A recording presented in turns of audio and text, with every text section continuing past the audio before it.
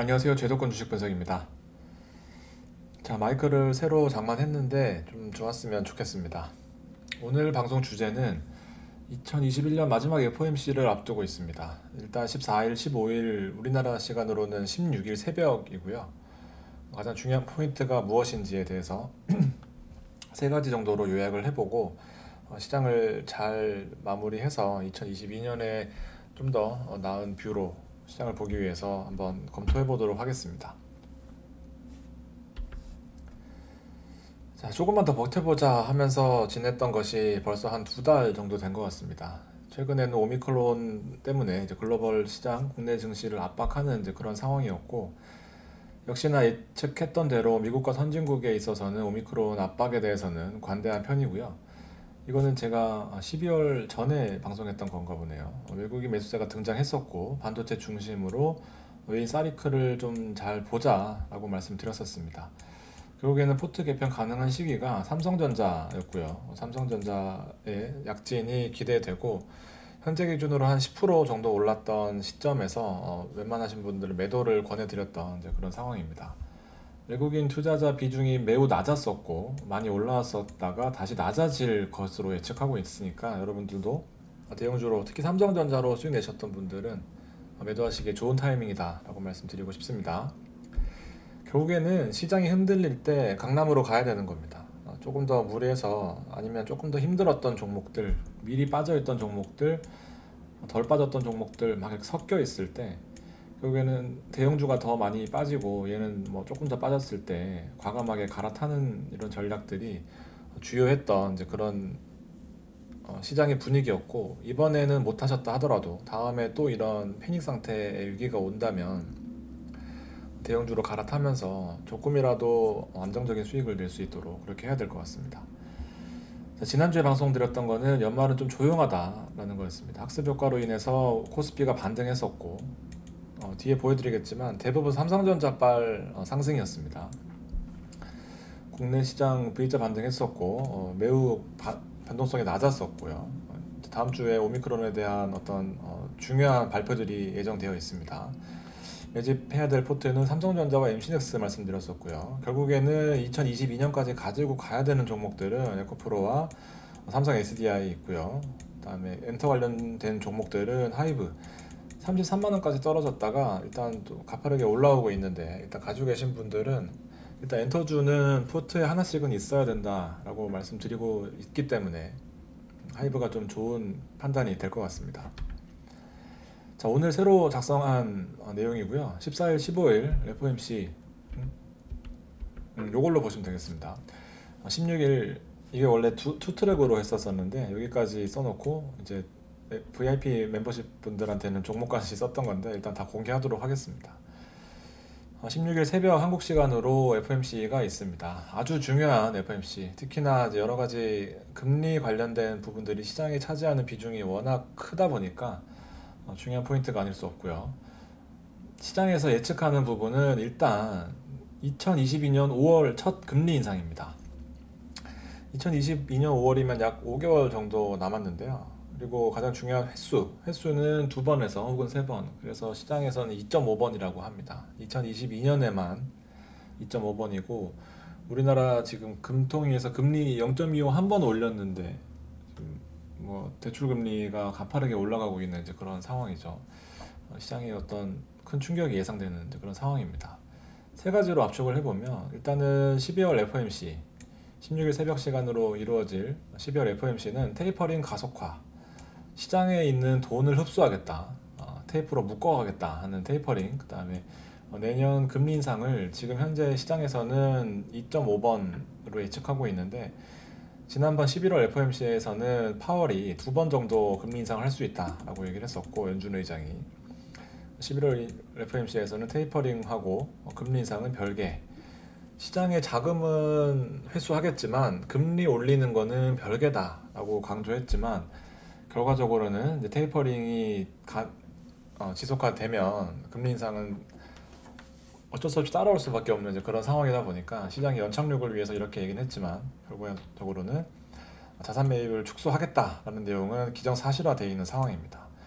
기존에 150 200억 달러에서 300억 달러로 상향 조정하면서 시장에서 2배로 돈을 더 흡수하겠다라는 겁니다.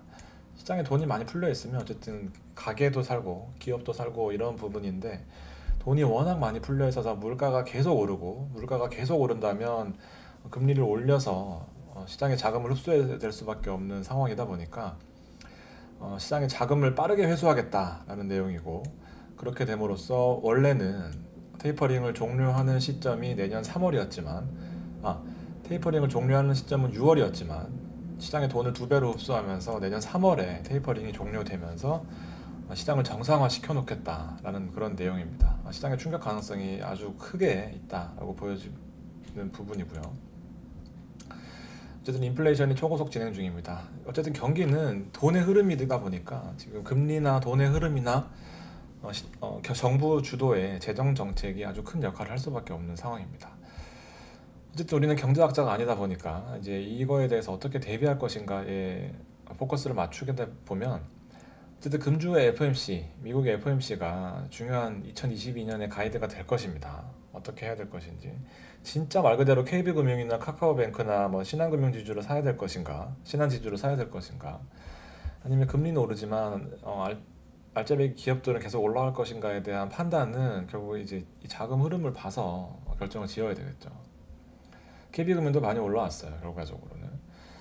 그래서 한국은 지금 이 FOMC 때문에 대형주 순환매가 이어지는 시점이었지만, 삼성전자와 그다음에 LG화학과 서비스업이 올라가야 되는 시점이었지만, 제가 보기엔 다음 주는 이 리스크 관리 측면에서 삼성전자의 대규모 또 투매가 사익 실현이 나올 것이고, 전반적으로 또 시장이 2,900대 아래로 떨어질 가능성에 대해서 좀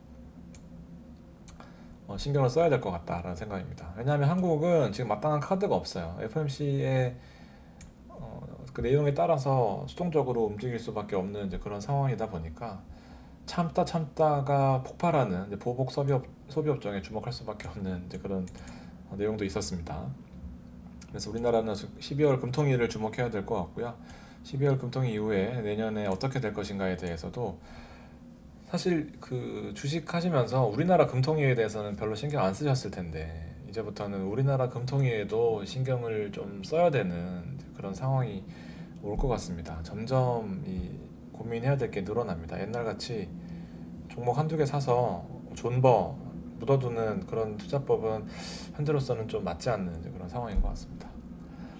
자, 정말 심혈을 기울여서 가져온 종목인데요. 일단 IT는 기본적으로 가져가야 됩니다. 삼성전자를 매도한다고 해서 IT에 대한 뭐 업종을 제외한다라는 의미가 아니고, 특히 LG전자, 특히 LG디스플레이, LG이노텍, LG 시리즈를 좀 주목해야 될 필요성이 있습니다. 지난주 통 멤버십 여러분들한테는 LG디스플레이를 드렸었습니다. LG디스플레이 같은 경우에는 삼성전자가 OLED, 제가 그 커뮤니티에 남겨드렸네요. OLED TV 시장에 진출하면서 결국에는 LG 디스플레이 패널을 사용할 수밖에 없고, 한 2010년 초반 중반만 해도 OLED TV가 뭐 몇천만 원씩 했잖아요. 몇천만 원, 천몇백만 원씩 이렇게 했었는데, 지금은 한 300만 원, 400만 원. 좀 작은 건 더 싸지만 어쨌든 이렇게 시장이 단계적으로 OLED 패널이 가격이 떨어지는 이유는 이제 LG전자가 이걸로 승부를 좀 봤거든요. 재미를 좀 봤어요. 그러면서 투자를 늘리면서 단가를 낮추고 이런 상황이었는데, 삼성전자가 결국에는 QLED에서 OLED 시장 진출을 선언하면서 이 시장의 파이가 커지고, 시장의 파이가 커질수록 LG 디스플레이의 규모의 경제, 생산 단가를 낮출 수 있는 이 경쟁과 공존의 세계가 열리면서 결과적으로는 이 LG 디스플레이가 수혜를 받을 가능성이 매우 크다.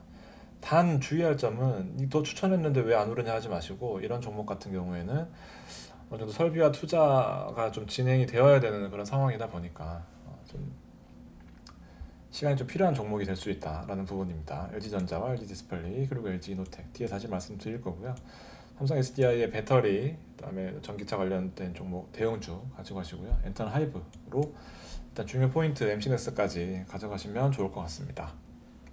시장이 어렵지만 결국에는 시장이 어렵다라는 것은 조금 더 인내심이 필요하다라는 내용이에요. 시장이 쉽고 막 상향하는 그런 시점이라면 이 선순환의 그 시기가, 사이클이 빨라지겠지만, 시장이 어렵다라는 것은 수급의 텀이 길어지고 외국인들이 정말 선별해서 사는 종목들을 잘 담아야 되는데 잘 담더라도 시간이 좀 필요할 수 있는 부분을 꼭 염두에 두셨으면 좋겠습니다. 자, S&P 일단은 또 사상 최고치를 향해서 달려가고 있습니다. 우리나라의 오미크론과는 좀 별개로 일단은 아주 건강한 부러운 모습을 보여주고 있는 S&P이고요. 마찬가지로 시장 금요일 막판까지 강한 상승세로 마무리했습니다. 일단은 월, 화까지 차익 실현의 기회가 있다. 우리나라에 지금 대형주로 수익 내고 계신 분들은 일단 욕심 부리지 마시고, 늘 그랬듯이 뒤늦게 후회하면 늦거든요. 저도 이게 한때 욕심을 너무 과하게 부려가지고 10월, 12월에 시장을 좀 무조건 긍정적으로 평가하는 부분 때문에 호되게 당했는데, 이 부분은 좀 체크하셔야 될 것 같습니다. 나스닥 역시 좋은 흐름 보이고 있습니다. 유럽 역시 아주 중요한 포인트에서 200일선에서 잘 반등해주면서 4200선 잘 지켜주고 있는 그런 모습 보이고 있고요. 달러 같은 경우에도 지금 주춤하고 있지만 일단 FOMC 기점으로 급등하고, 우리나라 원달러 시장에도 지금 어느 정도 안정적인 모습을 보였다가 외국인들이 삼성전자를 지난주에 내내 담았거든요. 5천억 이상. 그러면서 달러가 이렇게 많이 빠지는 모습 보였다가 금요일로 살짝 차익 실현하는 모습 보였거든요. 그래서 월화까지 맥스 시간 드릴 수 있을 것 같습니다. 뭐 제가 드리는 건 아니지만 코스피 시장 이렇게 올라오는 거에 있어서는 여러 가지 종목, 네 종목이 안 올라온 게 아니라 삼성전자만 올라왔습니다. 그래서 시장에 어쨌든 30% 비중 차지하는, 코스피의 시총 30% 정도 차지하는 이 삼성전자가 올라왔기 때문에 지수가 올라왔고, 시장 전반적으로 다 호황이었던 것은 아니었습니다. 그래서 삼성전자로 갈아타는 분들 많이 있었는데 어쨌든 좋은 흐름이었고, 10% 정도 수익 났던 요 시점에는 200의 선을 저항 삼아서 일단 한번 파시고, 또 FMC에서 의외로 좋은 결과가 나온다면 다시 사도 되니까 포지션 관리를 해서 지속 가능한 주식 환경을 좀 만드셨으면 좋겠습니다. 데이터로도 나와 있는데요. 삼성전자 그리고 하이닉스가 약진 보였고요. SDI도 있었습니다. 기아 있었고요. 보시면 5,960억 정도 수준의 현재로서는 아주 큰 금액이 들어왔다라고 보여지고, 기관이 샀던 종목은 카카오페이인데 일단 좀 잘 모르겠습니다. 카카오페이는 기관보다는 현재는 외국인이 주도할 수밖에 없는 그런 시장이다 보니까 참고해 주시면 좋을 것 같고, 12월 6일부터 12일까지 삼성전자의 전기전자가 많이 올라왔고 화학과 서비스업이 빠졌지만 방향성은 잘 모르겠어요. 일단은 강하게 베팅하는 것보단 앞서 제가 보여드렸던 그동안 많이 저평가되어 있던 LG 디스플레이 쪽으로 좀 비중을 실었으면 좋겠습니다. 저희는 미리 들어가 있습니다. 여러분들도 참고하시고요. LG 디스플레이 같은 경우에는 일단 그 커뮤니티에 글 남겨드리자마자 3% 정도 올랐습니다. 200일선과 120일선 사이에 있어요. 만약에 빠지더라도 일단 일목 상단에서 좀 추가적으로 매수할 수 있는 그런 자리가 있다라고 보여지고, LG 디스플레이 같은 경우에는 빠져도 아주 건강한 재무제표를 보여주고 있습니다. 18년도, 19년도에 패널값 뚝뚝 떨어지고 수율은 부족하고 막 이런 내용들 때문에 실적이 많이 안 좋았지만 2021년도 영업 예상 이익이 어마어마합니다. 2조 3,893억 원입니다. 그래서 이 영업이익이 기하급수적으로 늘어나는 이 시점에서 잘 좀 LG 디스플레이를 눈여겨보셨으면 좋겠습니다. 또 많이 올랐었다가 또 주춤하는 상황이었고, 한번 확인하고 가는 거라 가지고 좀 더 내용이 괜찮을 수 있다라고 보여집니다. 뭐 제도권이 아니었다면, 제도권에 근무하지 않았다면 정말 신용을 태워도 이상하지 않을 그런 종목인 것 같습니다. MCNS 좋은 흐름 계속 보여주고 있습니다. 52,000원 찍고 잠시 주춤하고 있지만 5만 원대를 잘 지켜주면서 시장에 한 번 더 충격은 있을 수 있지만 그래도 계속해서 좀 중장기로 보유하더라도 밉지 않은 이제 그런 MCNX의 모습을 보여주고 있습니다. 대부분들 다 가지고 계실 거다라고 생각합니다. 단가는 46,000원 부근에서 가지고 계시면 저랑 잘 호흡 맞추고 계신 것 같습니다. 이제 6G가 최근에 또 부각받고 있습니다. 제가 방송에서 살짝만 언급을 드렸었는데 5G에서 워낙 우리가 좀 피를 많이 물론 좋은 시절도 있었지만 KMW 어마어마하게 올랐던 KMW 서진 시스템이 있었지만, 작년 한 해 내내 힘들게 했던 서진 시스템이 최근에 좀 빛을 발하면서 또 이 어쨌든 6G로 넘어왔습니다. 6G의 대표적인 종목은 하나로 좀 압축될 수 있는데 최근에 흐름이 좀 좋은 것 같아요. 거래도 많이 늘고요. 그래서 인텔리안 테크도 좀 보고 있는데 정말 참 손이 안 가는 건 사실입니다.